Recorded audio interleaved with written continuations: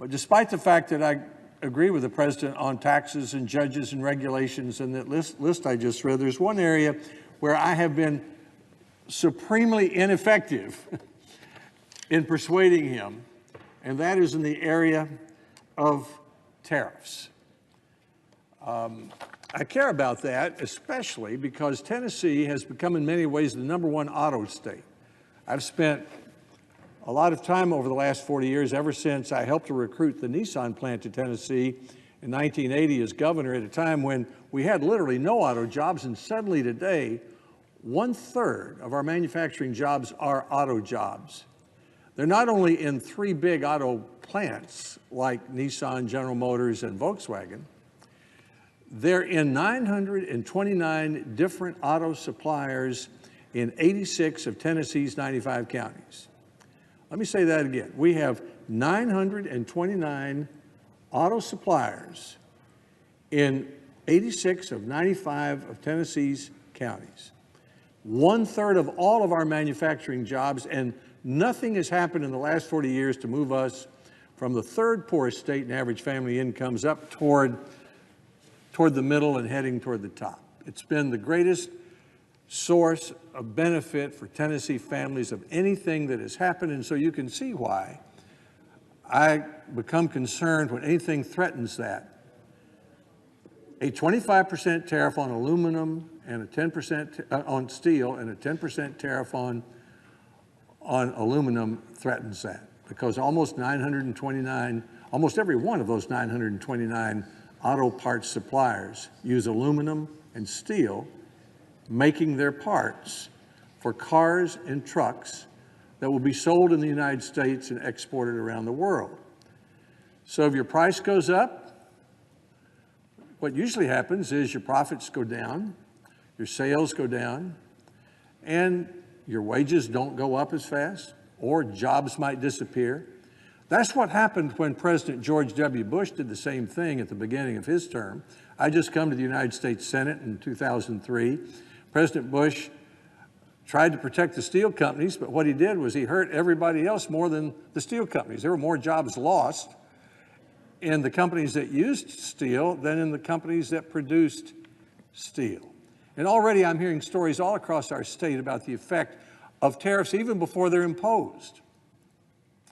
For example, not just auto parts, Electrolux, a big home appliance manufacturer, planning a $250 million new plant to make home appliances in Springfield, Tennessee, buys 100% of its steel in the United States, but as soon as the steel tariffs were announced, it put that expansion on hold.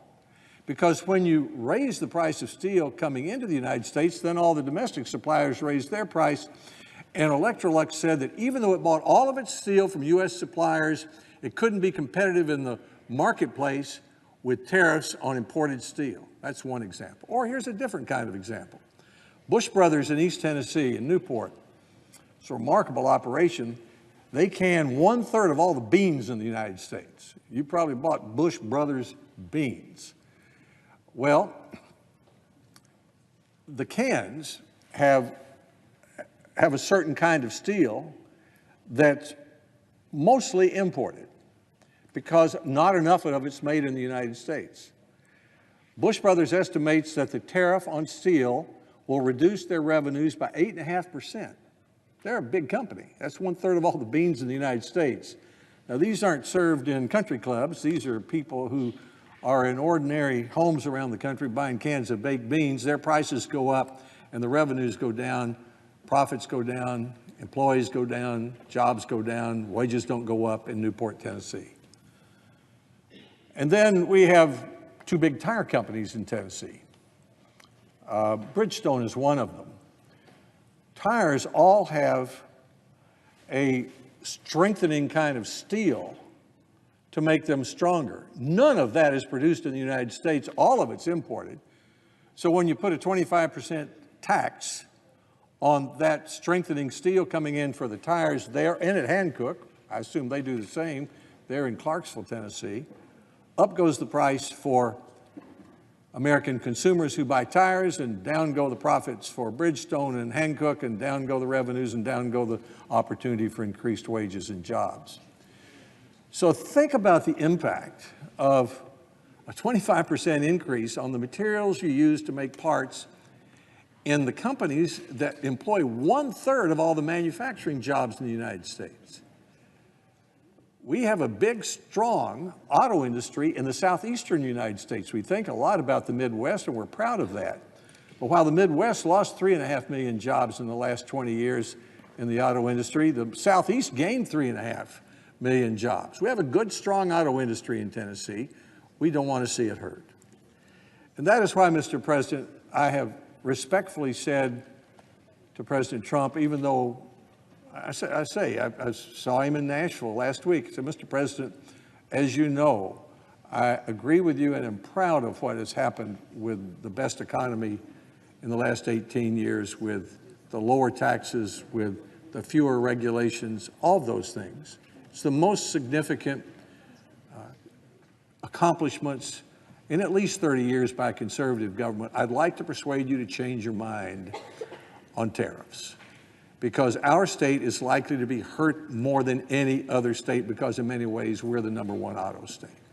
What I would suggest respectfully to the President is the focus shift from tariffs to reciprocity. In other words, say to every country, please do for us what we do for you. We're going to insist on that. And then we've got various tools and weapons, maybe including tariffs in some cases, to enforce that. But the goal should be, you do for us what we do for you. And Mexico and Canada can do that. That shouldn't be a problem. The trade deficit is not the right indicator with Mexico and Canada.